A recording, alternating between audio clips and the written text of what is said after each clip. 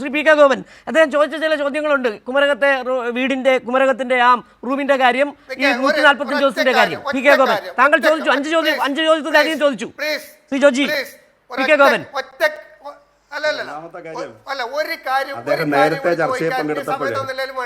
ഒരു കാര്യം ചോദിക്കട്ടെ. ചോദിച്ചോളൂ. ഇവിടെ ഞങ്ങൾ ചോദിക്കുന്നത് ഈ കണക്ക് എന്താ ചോദിക്കാതിരുന്നത് എന്ന് നിങ്ങൾ ചോദിച്ചല്ലോ. ഞങ്ങൾ ചോദിക്കുന്നു, നിങ്ങൾ ഈ കേരളത്തിൽ നാളിതുവരെ കഴിഞ്ഞ 10 വർഷം നടത്തിയിട്ടുള്ളത് ആഡംബരമല്ലേ, ധൂർത്തല്ലേ?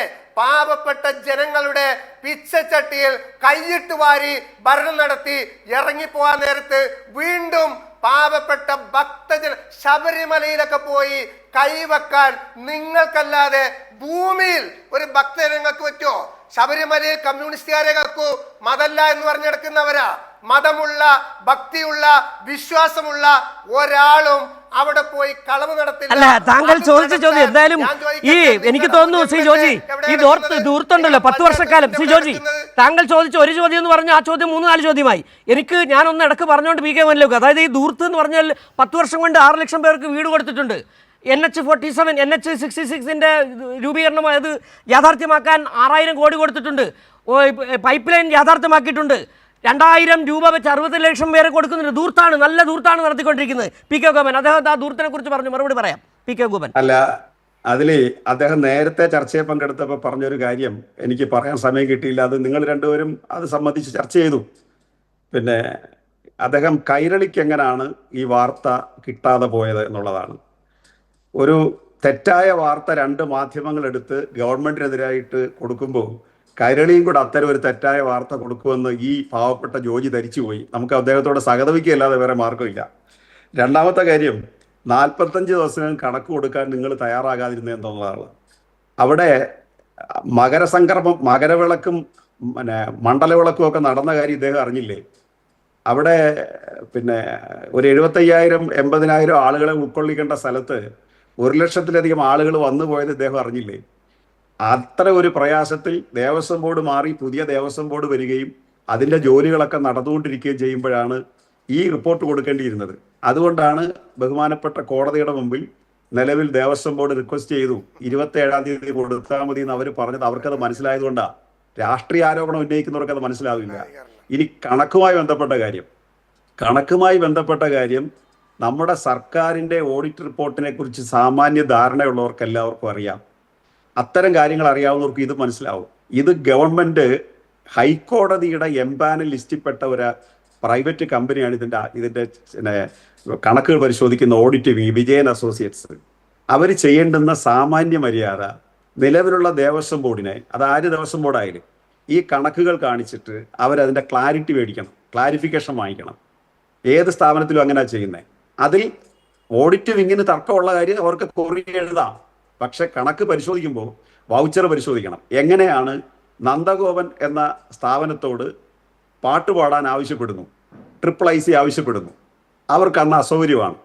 പകരം ഇഷാൻ ദേവിനെ ബന്ധപ്പെടുന്നു. ചുരുങ്ങിയ സമയം കൊണ്ട് അവർക്ക് അയ്യപ്പ ഗാനം പാടാൻ കഴിയില്ല എന്ന് അവർ പറയുന്നു. അവർക്കെല്ലാം സൗകര്യം ചെയ്തു കൊടുക്കാമെന്ന് പറയുന്നു. അവർ നിർബന്ധത്തിന് വഴങ്ങി സമ്മതിക്കുന്നു. 5 ദിവസം കൊണ്ട് അവർ റിഹേഴ്സൽ നടത്തുന്നു. 25 ആർട്ടിസ്റ്റുകൾ പങ്കെടുക്കുന്നു. 10 ടെക്നീഷ്യന്മാർ പങ്കെടുക്കുന്നു. അവർ മനോഹരമായിട്ട് ആ ഗാനം രാവിലെ 8 മണി മുതൽ അവിടെ ആലപിച്ചു. ഈ മനോരമയും മാതൃഭൂമിയും ചാനലുകൾ അത് സംപ്രേഷണം ചെയ്യുകയും ചെയ്തു.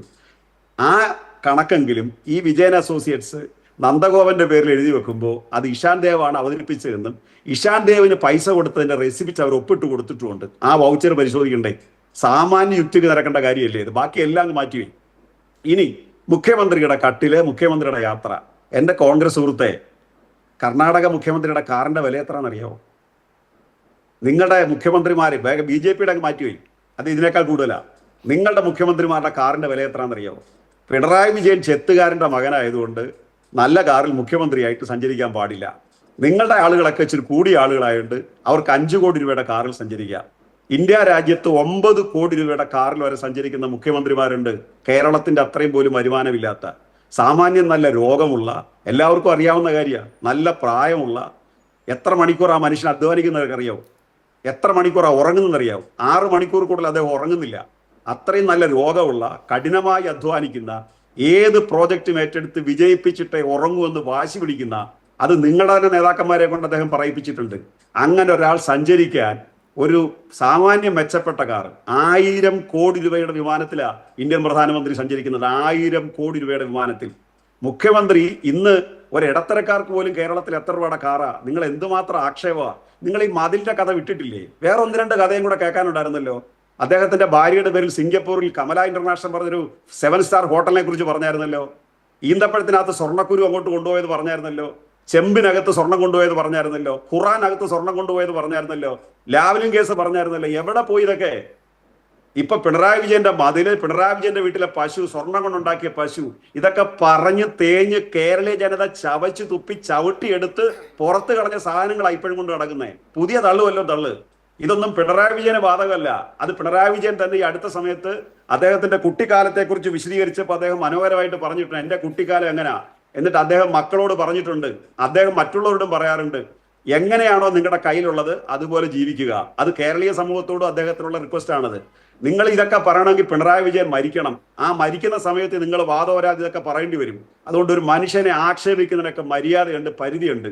ശബരിമല അയ്യപ്പ സംഗമത്തിന്റെ പേരിൽ നിങ്ങൾ കാട്ടിക്കൂട്ടിയ കാര്യങ്ങളൊക്കെ പുറത്തു വന്നപ്പോൾ ഈ കള്ളക്കണക്കിന്റെ പേരിലാണ് നിങ്ങൾ ഇതെല്ലാം വെച്ചുകൊണ്ട് പറയുന്നത്. പോട്ടെ, ചൂരൽമല ദുരന്തം ഉണ്ടായി കഴിഞ്ഞപ്പോൾ കേരള സർക്കാർ മറ്റ് പലപ്പോഴും ആവശ്യപ്പെടുന്നത് പോലെ ഫണ്ട് ആവശ്യപ്പെട്ടു ജനങ്ങളിൽ നിന്ന്.